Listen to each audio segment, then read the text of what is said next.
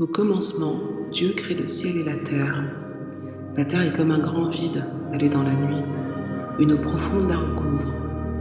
Le souffle de Dieu se tient au-dessus de l'eau. Dieu dit que la lumière brille, et la lumière se met à briller.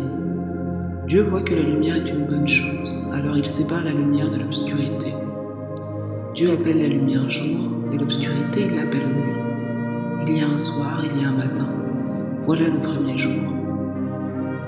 Dieu dit qu'un toit au milieu de l'eau la sépare en deux parties, et cela arrive.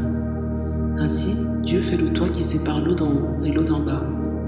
Dieu appelle le toit ciel. Il y a un soir, il y a un matin. Voilà le deuxième jour.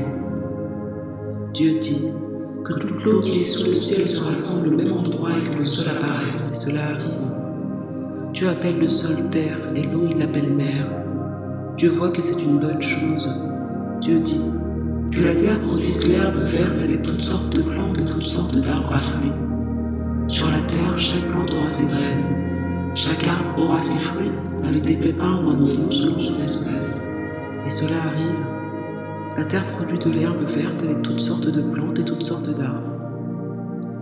Chaque plante a ses graines selon son espèce, chaque arbre a ses fruits, avec des pépins ou un noyau selon son espèce. Dieu voit que c'est une bonne chose. Il y a un soir, il y a un matin, voilà le troisième jour. Dieu dit que des lumières dans le ciel séparent le jour et la nuit. Elles marqueront les fêtes, les jours et les années. Dans le ciel, elles serviront à éclairer la terre, et cela arrive. Ainsi, Dieu fait les deux grandes sources de lumière, la plus grande pour commander au jour, et la plus petite pour commander à la nuit. Il fait aussi les étoiles.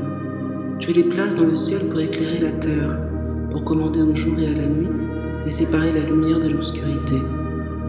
Dieu voit que c'est une bonne chose. Il y a un soir, il y a un matin. Voilà le quatrième jour. Dieu dit que toutes sortes d'animaux vivent dans la mer, que les oiseaux volent dans le ciel au-dessus de la terre. Dieu crée les grands animaux de la mer et toutes les espèces d'animaux qui se déplacent et s'agitent dans l'eau. Il crée aussi toutes les espèces d'oiseaux. Dieu voit que c'est une bonne chose. Dieu les bénit en disant « Faites des petits, devenez nombreux. Remplissez l'eau des mers et vous les oiseaux devenez nombreux sur la terre. » Il y a un soir, il y a un matin.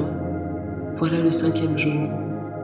Dieu dit que la terre produise toutes sortes d'animaux, animaux domestiques, petites bêtes et animaux sauvages de chaque espèce.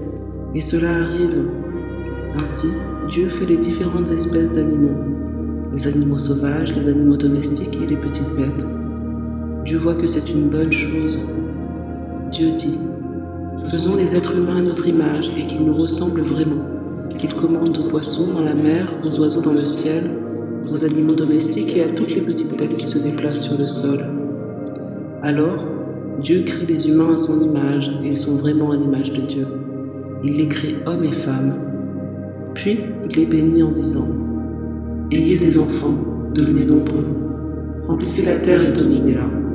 Commandez aux poissons dans la mer, aux oiseaux dans le ciel, et à tous les animaux qui se déplacent sur la terre. » Dieu dit sur toute la terre, je vous donne toutes les plantes avec leurs graines. Je vous donne aussi tous les arbres qui portent des fruits, avec des pépins ou un noyau. Ce sera votre nourriture. Et je donne toute l'herbe verte comme nourriture à tous les animaux de la terre, à tous les oiseaux, à toutes les bêtes qui se déplacent sur le sol, en un mot, à tout ce qui est vivant. Et cela arrive. Dieu regarde tout ce qu'il a fait, et il voit que c'est une très bonne chose. Il y a un soir, il y a un matin. Voilà le sixième jour.